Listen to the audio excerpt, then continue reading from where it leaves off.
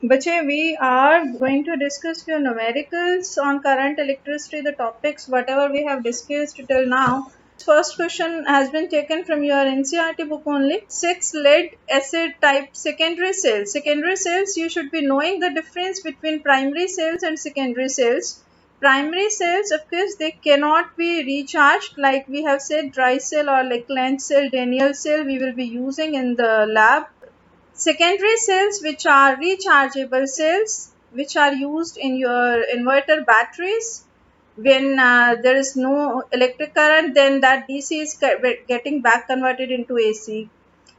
You should be knowing, in our houses we are using AC, but AC cannot be stored, so that is stored in the secondary cells in the inverter batteries. So this is what the question is saying, that 6 lead acid type secondary cells, each of EMF 2 volt and internal resistance is 0.015 ohm, are joined in series. It means when we are joining in series, total EMF will be equals to 2 multiplied the 6. These are 6 cells which are joined in series. To provide a supply to a resistance of 8.5 ohm, what is the current drawn from the supply and its terminal voltage? Two things you have to find. One is current which is drawn from the supply, and the second is terminal voltage. And of course we have studied that terminal voltage, it is different than the EMF, and that difference will be depending upon whether I'm charging the cell or I'm discharging the cell. So these things, your previous knowledge should be with you. Now 6 cells are there, each EMF is given 2 volt, internal resistance of each cell is also given, and resistance of the resistor which is to be in the external circuit is also there given, 8.5 ohm. So you know the formula for current I, it is equals to NE divided by R plus NR when we derived the formula for the current for the cells in series. So cells in series we have discussed, so simply you have to put the values by solving and find the current. You will be getting 1.4 amperes.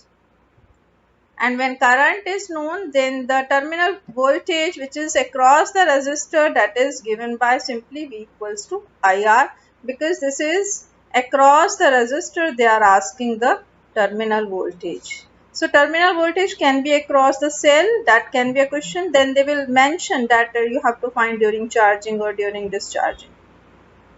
They are simply asking about this external resistor, that you have to find simply by using Ohm's law, that is V equals to IR. They are saying in the given circuit, cells E1 and E2 have EMF. This is first cell E1 which is having the EMF 4 volt, and second cell E2 which is having the EMF of 8 volt, and internal resistances are also given 0.5 ohm and 1 ohm. You have to find the current in each resistance. The question is to find the current in each resistance. Of course, these type of questions we can do by using Kirchhoff's law also, which we have not discussed yet. So you will be using simple methods, whatever we have discussed till now. See, these two resistances are in parallel. You are having the knowledge of resistances in series in parallel also. These two are in parallel. You can find the effective resistance for 3 ohm and 6 ohm. Then all these 4 resistances, 2 internal resistance, this 3 and 6, you will be getting the answer 2 ohm. This 4.5 and this 2 ohm, these all will act in series. You can find the total resistance in the circuit. And when total resistance is known, and you can see these EMFs, positive is connected to positive. So it means net EMF will be simply by subtracting 8 minus 4, you will be getting subtracting the two values. It means 8 minus 4. 4 volt will be the effective EMF in the circuit, and resistance you can calculate. By knowing that, you can find the current in the circuit. And whatever will be the current in the circuit will be same as from this 4.5 ohm. But for this you have to again find, because these two are in parallel. So net 2 ohm, again same current will be there. So effective EMF You can find because one positive is connected to another positive here. 8 minus 4, that is 4 volt. And for this 3 and 6 ohm, the effective resistance is 2 ohm. Total resistance is 1 plus 0.5 plus 4.5 plus 2. So we are getting it 8 ohm. So current in the circuit you can find simply by using Ohm's law, V upon R. Effective EMF is 4 volt, effective resistance is 8 ohm. So you are getting current as 0.5 ampere. So the same current will flow from 4.5 ohm and same from 2 ohm of this effective resistance. But if you have to find it separately, then you should be knowing the potential difference across this parallel combination. So potential difference will be again given by IR dash here, because R dash we have calculated for this parallel combination, and I am getting it 2 ohm. So 2 into current in the circuit is 0.5.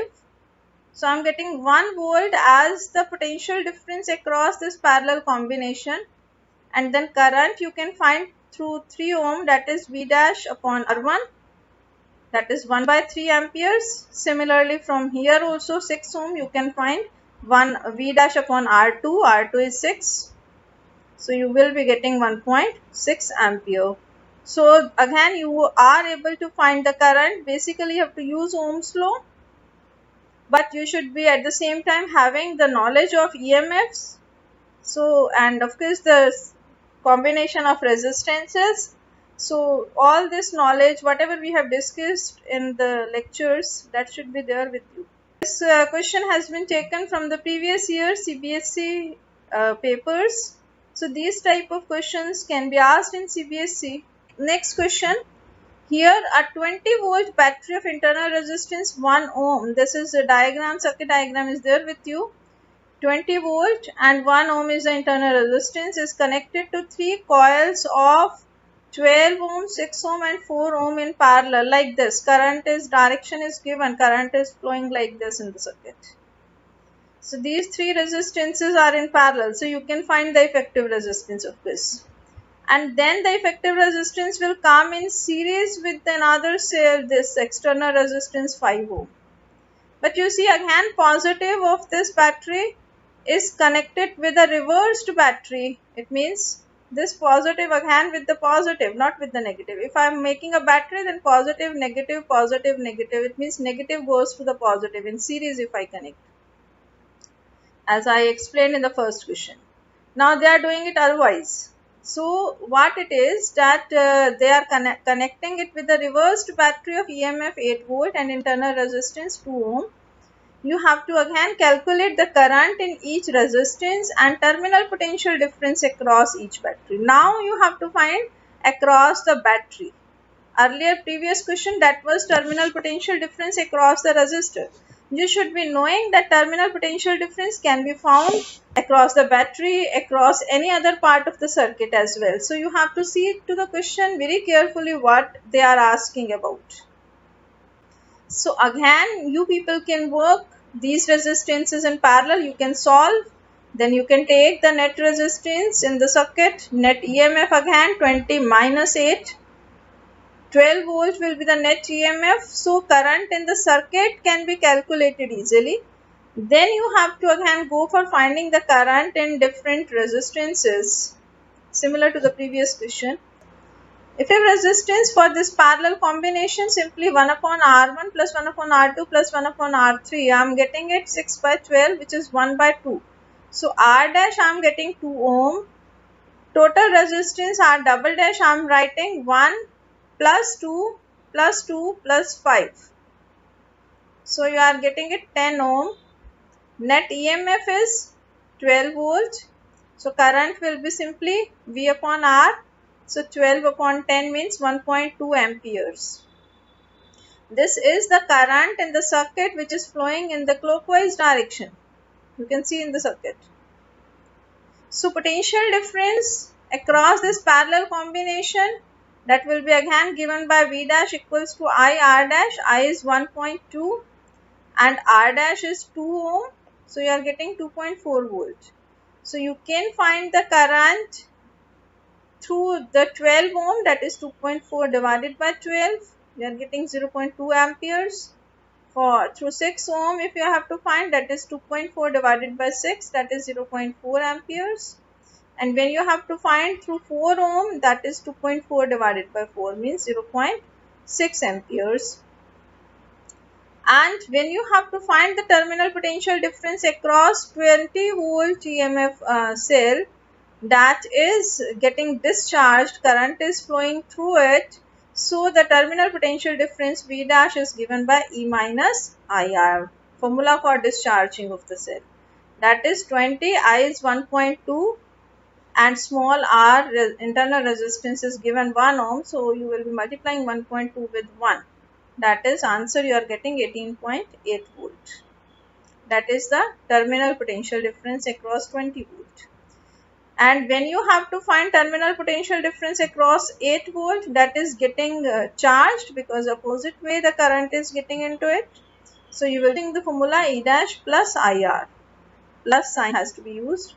And then if you put the values, because internal resistance is given 2 ohm, so you have to multiply 1.2 into 2. You are getting the answer 10.4 volt. So this is very important. You should be able to find the terminal potential difference. You should be able to find the current. And different circuits can be given. You should be having the knowledge of finding the effective resistance of this. Going to the next question, taken from your NCERT only. That is, a storage battery of EMF 8 volt and internal resistance 0.5 ohm is being charged by 120 volt DC supply using a series resistor of 15.5 ohm. You have to find the terminal voltage of the battery during charging. Charging means V plus IR, the formula. What is the purpose of having the series resistor in the charging circuit? Why I am putting the series resistor 15.5 ohm in the circuit? The answer should be clear to you. So because they are giving you the EMF 8 volt, internal resistance of the battery is also given 0.5 ohm, supply voltage is also given 120 volt, and resistance of the circuit in the resistor is given 15.5 ohm. V dash, if it is the effective voltage in the circuit, that is given by the formula we have done by the definition for EMF. That is given by V dash, it is given by V minus E, which is coming out to be 120 minus 8, 112 volt. That is the effective voltage in the circuit. And current, if you have to find, again the formula you know, effective EMF divided by the effective resistance, that is capital R plus small r. So it is 112 divided by 15.5 plus 0.5 internal resistance and external resistance. We are getting the current equals to 7 amperes, and when you have to find the terminal voltage during charging, that is given by V equals to E plus IR. So E is given 8 volt, I you have calculated 7 amperes, and internal resistance is also given 0.5 ohm. So you can calculate the terminal voltage or the terminal potential difference, I can write. The meaning is the same if I say terminal voltage or I say terminal potential difference. We are measuring it in volt. We are getting the answer 11.5 volt.